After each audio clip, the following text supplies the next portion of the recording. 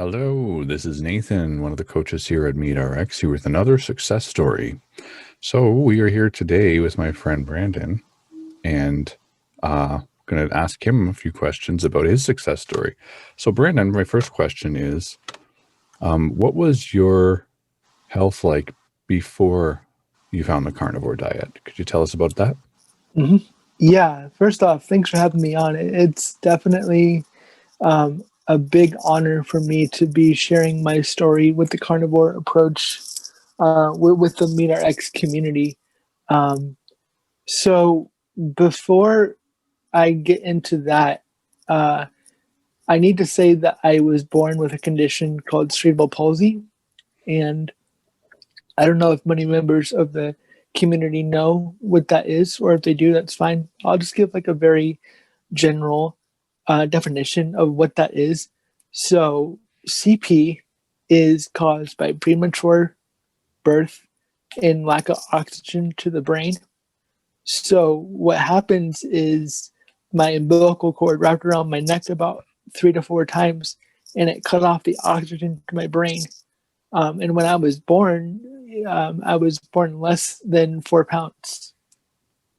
So I literally was this tiny little soul that you could fit into a human hand. And when I was born, doctors did not really have the most optimistic prognosis for my life. On one hand, they told me that if I did survive birth, I would be a vegetable, basically, that would need to be dependent upon people to care for me my whole life. On the other hand, they said that I would like physically grow out of it, which in all my medical studies of CP, I've never heard of anybody growing out of it per se. Now there are variances in the disability. Some are far worse than me. Some are more ambulatory. I'm kind of in the middle, so I spend most of my time in my wheelchair and to get around. But growing up as a kid, I always had like a crazy fast metabolism, so I ate everything in front of me, and I really never noticed any adverse side effects to your typical American approach to eating. Um, when I got into college, however, I started noticing all kinds of problems. Was seeing this girl for a while in college, and she wanted me to try and eat more plants, like mostly plants. So me being the naive college kid that I was, because I liked her, I took her advice, and I ate mostly plants and fruit and a little bit of meat. And I kid you not, the amount of joint pain that I experienced in the few months that I did that was really, really bad. I had huge amounts of bloating in my stomach, and my skin would itch really bad. And then, even when I would turn to dairy foods and cheat with like ice cream and stuff, I'd get really bad stomach pains. My skin would itch more, and I just would feel really, really crappy in my body. Um, and then I noticed with a lot of like your typical approaches to eating with the mainstream diet, I I definitely started to have heightened a sense of anxiety and depression, which definitely did not help the other factors as well. Mm-hmm. Yeah. So, okay. All right. So your diet was mainly a sad diet, you mean? But you were trying to implement more plants based on her advice? Yeah. So basically, I was eating a lot of leafy greens and fruit and whatever type of greens I could put into a salad, and then maybe like another meal, and I would have like a tiny bit of meat at lunch. But even when I got sick of doing that, I just would return to, all the so-called comfort foods like pasta and cookies and everything. But the outcome of that, even though I worked out like a madman, and I still do, but even in college when I worked out, I would still feel like crap. Mm-hmm. Still feel really sluggish. But we'll get into how carnivore actually changed that all for me. So yeah. Yeah. So do you know now what caused the itchiness and the joint pain? Yeah, definitely. Like I've always had like arthritis and things of that nature, but I definitely think it was triggered by the excess amounts of plants that I was eating. Yep. So how did you, it's funny how that works, eh? Yeah. So how did you find out about the carnivore diet, and how long ago was that? Oh, okay. So as a kid, I always loved steak. I did not eat it very often, but when my mother and my father would take me out to eat as a kid, my mom would look at me and she'd be like, "You can eat a steak. You should get a steak." And my dad would be like, "Yeah, if you get a steak, you'll pump the muscles, get all that good red meat in you." And I was like, "Yeah." And I loved steak as a kid, and it always made me feel so much better.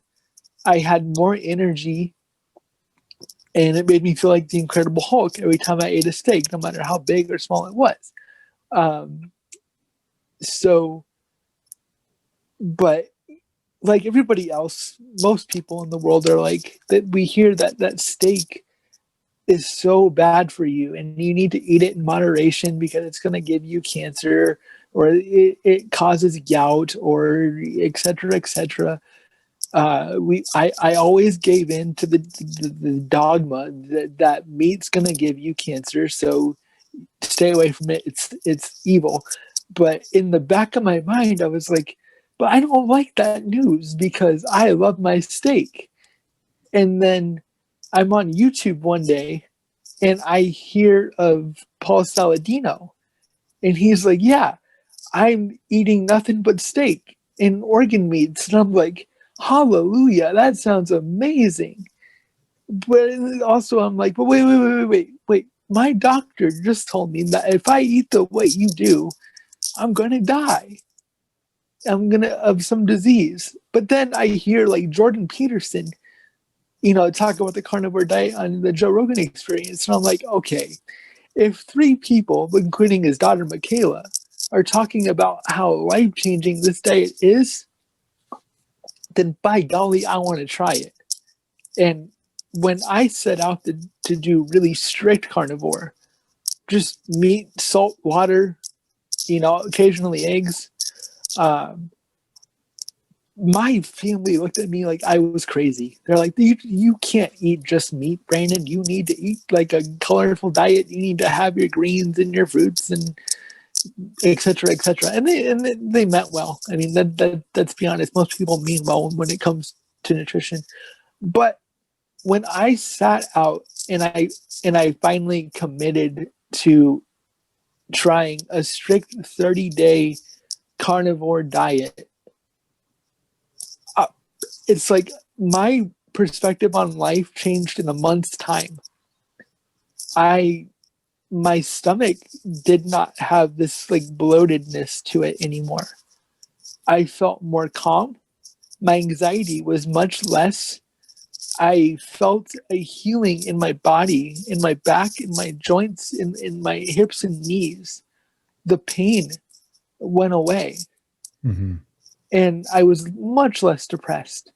And, when I was researching the carnivore diet, people were like, oh, when you start the carnivore diet, you're going to feel sluggish, your workouts are going to suck.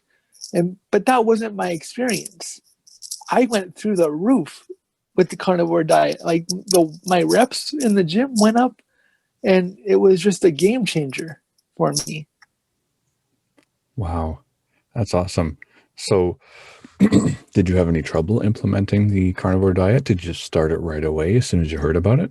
I went full throttle right away. And I know like people talk about easing into it and taking your time. I get that. I hear that. But no, I punched the pedal to the floor with it because I was tired of feeling like crap, you know? And so I was I'm the type of guy, if I'm going to do something in life, it's going to be all the way. So, I dove headfirst into the carnivore diet, and I kind of just grew some thicker skin, uh, to battle all the people that thought I was weird for trying it, but I don't regret it for a single second. I wish I had done that. I waited a year after hearing about it to start. So it wasn't until I like hit rock bottom with depression that I actually tried it. And I wish I hadn't wasted that year, let me tell you, because hearing about it and not doing anything with it, that's, at least trying it, So Yeah. that's awesome that you dove right in. Yeah. So, okay. Now, could you talk a little bit about how your health problems improved? How long did it take to notice a change? I'll be honest with you, and most people might not believe me, but in a matter of 4 days, I saw results. Because, okay, the carnivore diet isn't some miracle approach, and I think we could all agree to that to some extent. The biggest thing for me was I stopped eating excess processed foods and carbohydrates.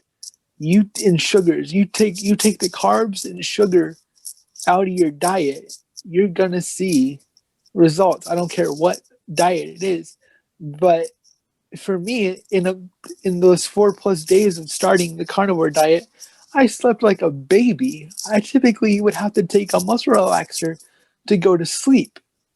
But when I started pumping the meat and salts and water and staying hydrated, I slept like a newborn, just like a rock.